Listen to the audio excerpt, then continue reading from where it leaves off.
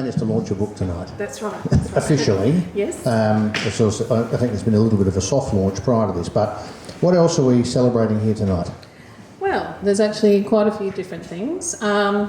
Something quite special for me is that I've just hit this month 10 years working in the education space as an Aboriginal Community Education Officer. I've also worked as an SSO during that time and a youth worker, so I think 10 years is pretty good in this day and age. Yes, we have some trees, Sally. They don't ordinarily grow in here because the lighting's not excellent. Yes. But what can you tell us about these? Well, there's a couple of things.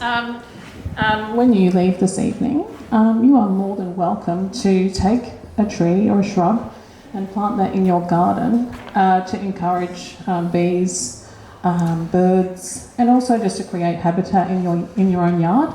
So feel free to help yourself. There won't be enough for everyone. So if you think that you're genuinely going to plant that in your garden or maybe in your grandmother's garden or somewhere like that, you would be more than welcome to take one. It's just a quote that I really love that I'd like to share with you. So, only when the last fish has been caught and the last tree has been cut down will we realise we can't eat money. So that's an old Cree Native American saying. So when you plant your tree or shrub in your garden or one of your relatives or friends' gardens, wherever it fits, just to keep that in mind and think about the Limestone Coast and where you fit and how lucky we are to be down here. The other thing I wanted to talk to you about as well, David, was that coming to write a book has been a very special experience, and it really comes down to the opportunity that I had as a child. My grandparents, my mum and dad, most certainly made sure that bedtime was a really important part of the routine. So I can thank both my parents for actively reading to me each night. I don't think there was barely a night that went by that I wasn't read to, and for that I'm really appreciative. So the books that I was lucky enough to enjoy the most, apart from Cinderella and Snow White and all the other Grimm's fairy tales, was The Little Red Hen, Harry the Dirty Dog, and Sydney's House. Now, it's interesting, I love dogs, I've got 3 of them, that's pretty clear. Sydney's House is the last tree in the suburban block of New York, and Sydney works really hard to save that tree, so you can sort of see how a lot of my ideas were formed from reading books, and I thank my mum and dad for being very expressive and taking the time to read to me. But also that's so important for bedtime routines as well. And of course The Little Red Hen, making sure you work hard and get things done and don't always rely on other people, but we've all learned that, that's okay.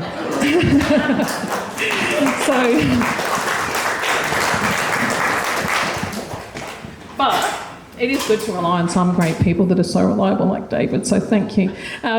So this book, I'm just going to tie it in a bit, but David will have some questions and some thoughts as well, as this is actually a true story.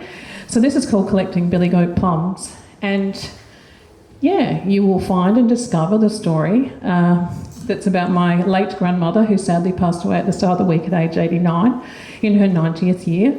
That was unexpected, but it's part of life. And myself. Now this story, she already knows anyway, but this story we did at least 3 or 4 times. And I noticed when I looked at my photos this week, getting ready for the video montage that we'll present in a couple of weeks at her funeral, that even my sister Jess was part of this exact process. So obviously from watering and nurturing the tree, right through to the fruits becoming ripe, ready for eating and sharing a fruit picnic, is the journey of this story, which I was lucky enough to write last year on a 2-day workshop. I've enjoyed the process so much that I'm pretty much expecting over the next 5 years that I'll probably like to start writing children's books, possibly even a recipe book, so we'll see. So watch this space. Magnificent to see so many people here. I was thrilled to understand that we were supposed to be at Metro.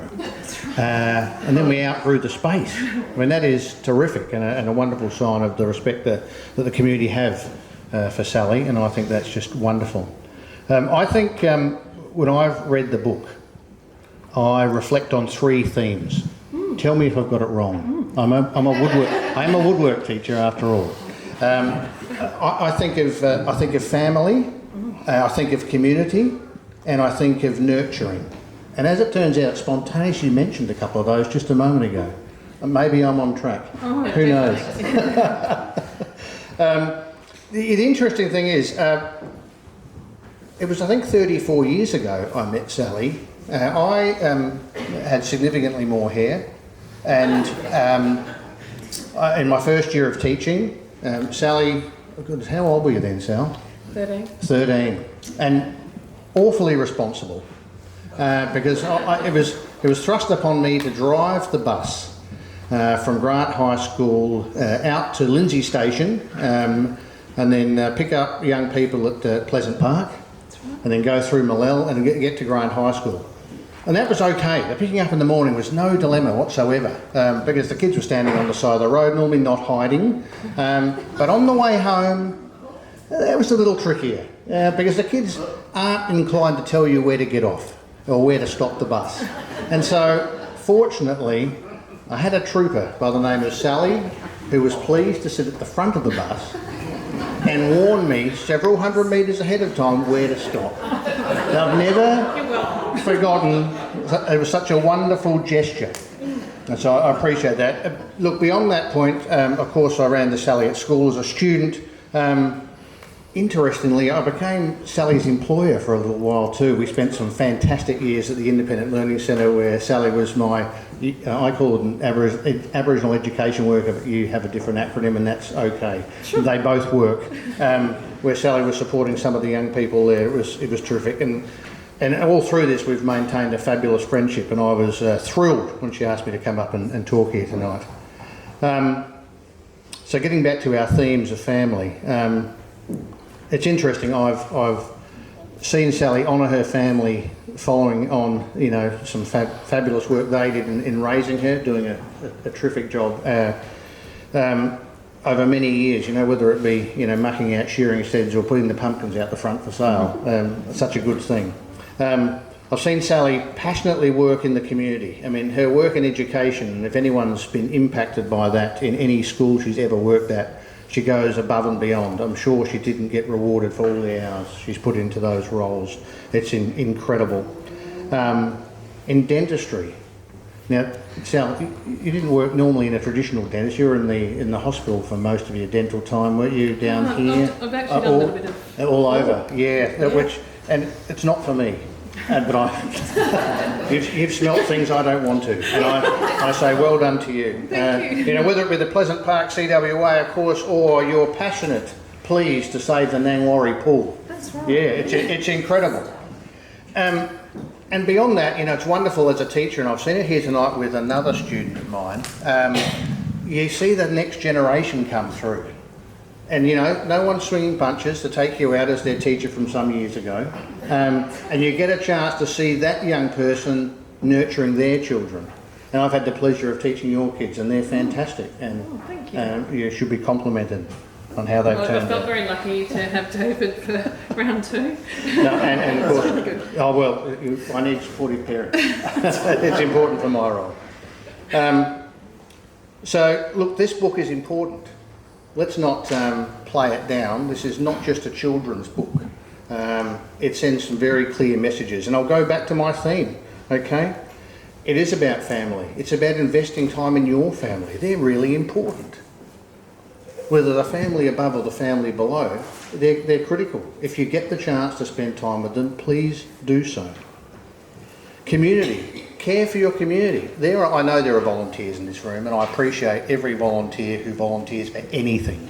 You get as much out of volunteering as you give. Yeah. And everyone at Southway Drive take my hat. yeah, no, they're beautiful people. I agree entirely. Now, and of course, the nurturing. You know, as a teacher, and there are people that have seen me at Grant High School this year, and I do try to be an example to young people. Sometimes it's not the best. Meg, would you agree? Yeah, that's right. But I do my best, because it's, you know, and they're difficult times. But it's, you know, really important that we do provide that example to allow people, you know, to I guess, you know, follow your lead, and maybe even have some sort of admiration for you moving forward. Dare I say it, you know, it's formed a fantastic friendship that's lasted 34 years. So thanks, Sal. Chance to read the book. You might pick up some important points. And I'll talk a little cryptically, and that's okay. Maybe you can reflect on it later. It's important to pick the right plums. To put out the tuna cans of water. and maybe leave some mincemeat. You'll understand when you read the book. Now, I don't know what's happened. I was going to urge you to buy the book. It seems unnecessary, because it seems we don't have many copies left. We might be down to about our last 15, which is rather fabulous. And of course there'll be opportunity. Yes, that's right. People have responded beautifully. And I encourage you later on to catch up with Sally, purchase a book, get it personally signed. I'm going to reinforce the point that I think this should be the first of many books that Sally launches. So please put your hands together for Sally.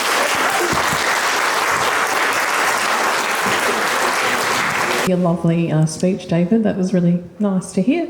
And I appreciate, like you said, the relationship we've had over the last, close to 35 years. So tonight it's very likely that you may not be able to get a hardcover book.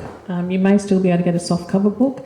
Don't despair. It's going to be okay, because in mid-August there'll be a second shipment of books coming. So there will be a second softer launch where you can come and share your favourite children's book with me. So I will keep you posted. If there's something missing there and you need it, please write your name, maybe your email, but certainly your mobile number, so that I can let you know in mid-August when that shipment arrives. Otherwise, you're more than welcome to find me on Facebook, Sam and Sal Work. Or my number's been displayed on Facebook and around the place. So sing out if I can help you this evening. But that second shipment will come in mid-August, so don't despair. You will not miss out. Thank you. I think anyone can sing, anyone can write a book, anyone can read if you practice. So I suppose the first thing would be put some thoughts down on paper, and it's okay to take as long as you like. And as one of your new friends, I would be more than happy to assist you to come up with some ideas, because it turns out that my latest hobby is enjoying reading but also writing. So I'd be more than happy to help you. But the trick is to get some ideas, and I suppose with this particular book it made it a lot easier because it was reflecting on a true story. So the story came to me very easily. So obviously if you're coming up with a made-up thing, you're obviously going to have to be a bit more creative with your theme, but we could definitely sit down and have a cuppa and talk about how to get your book that's in your mind onto paper. Yeah. Anyone else have it? Yes. How did you choose your illustrator? Oh, good question. Good question. Actually, I'm yet to meet Gabriela Sheshaban, who's based in the Ukraine, who's currently in a war-torn country. I mean, imagine being lucky enough to secure some paid work in a war-torn country of Ukraine while Russia's obviously trying to take over. So I'm really glad that this lady, Gabriela, was chosen by my publisher. So I'd also like to thank Library for All, which are digital education for the world. And these books are available in so many different cultural stories. The lady that I worked with was Jessica Wimbus, and she's based up in Queensland. She's actually been a teacher herself. And this particular range is called Our Yarning. So with Gabriela Sheshaban, I think something I need to do fairly soon is actually probably do like some sort of Zoom meeting with her to ask her more about the journey. But basically, Jessica Wimbus, who was working with me with her publishing team, sort of said to me, "What sort of illustrations are you looking for, Sal?" And I said, well, I basically want it to be as true to life as possible. So this book is set in Larrakia country in Darwin. So my Nana Linda, this is her backyard, but also the coastline around her of Darwin. So we're talking about Dripstone Cliffs, we're talking about Brinken, we're talking about Nightcliff, we're talking about the national parks up there. So in the story, the journey goes from her backyard right up to the coastline to find this billy goat plum tree, which is also known as Davison plum, but also Kakadu plum, and a very nutritious fruit filled and packed with plenty of vitamins. So Gabriela has done a wonderful job. I'm just going to show you some of the illustrations. I'm not going to read the book tonight. I might just pick one page out. I'll just get hold of that. Thank you. Set with looking out from my Nana Linda's window, and you can see the stone curlew birds you can see the little cat that she's befriended, the stray cat called Pussy. So she's captured that beautifully, the vegetation. So she's obviously looked on the internet to get examples to understand the Australian environment. For example, frilled neck lizard. And even just something as simple as making a cup of tea and just setting the scene for the journey that's ahead. I'll just quickly find another beautiful, like the rainforest that she captured, which is like the Dripstone National Park. And the coastline. So I really want to commend her on her work. So you can sort of see the journey, the big long walk to water this tree. So I think I'm just going to share with you one page. I mean, that was obviously sharing the fruit ready to eat. So I'm just going to read the last page to you because I think that's probably the most important part, for me anyway. They enjoy eating the billy goat plums together under the frangipani tree in Nana's yard, knowing that caring for country means that they get juicy, delicious billy goat plums. And it's also the act of sharing. But in this picture, obviously you can see Nana, myself and the bowl of billy goat plums. You can see Pussy lying down on the grass.